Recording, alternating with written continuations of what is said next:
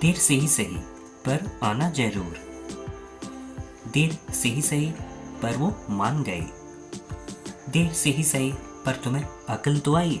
इस तरीके के सेंटेंसेस हम देर से ही सही ऐसा बोल रहे हैं। इसके लिए लिखना होगा it's okay even if late. आइए इसके स्ट्रक्चर को समझते हैं। सबसे पहले आप लिखेंगे it's okay even if late. इसके बाद आप कंप्लीट सेंटेंस को लिखेंगे जो सेंटेंस आपको बोलना है। आइए इसको एग्जाम्पल से और अच्छे से समझ लेते हैं। देर से ही सही पर आना जरूर। It's okay even if late but must come. देर से ही सही पर वो मान गई। It's okay even if late but she agreed. देर से ही सही पर तुम्हें अकल तो आई। It's okay even if late but you got wisdom.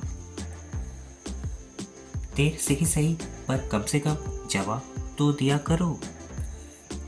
It's okay even if late but at least reply me. देर से ही सही पर हम पहुंच गए। It's okay even if late but we arrived.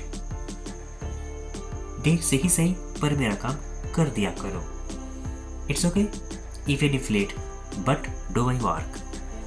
एक होमवर्क आपके लिए जिसका रिप्लाई आपको इसी वीडियो के कमेंट सेक्शन में करना है। देर से ही सही पर वो सुधर गया।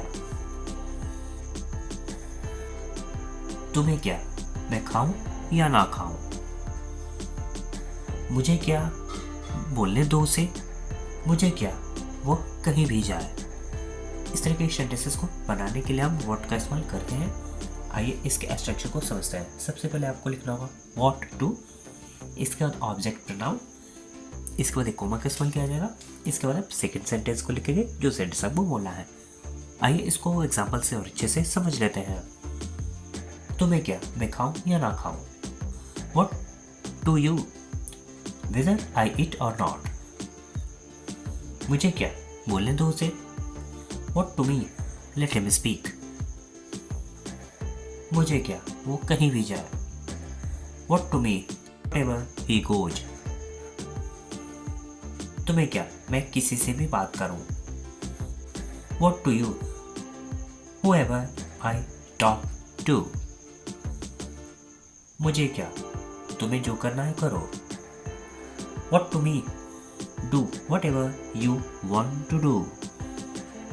एक होमवर्क आप जिसका आपको इसी वीडियो के कमेंट सेक्शन में करना है। उसे क्या मैं कुछ भी करूँ।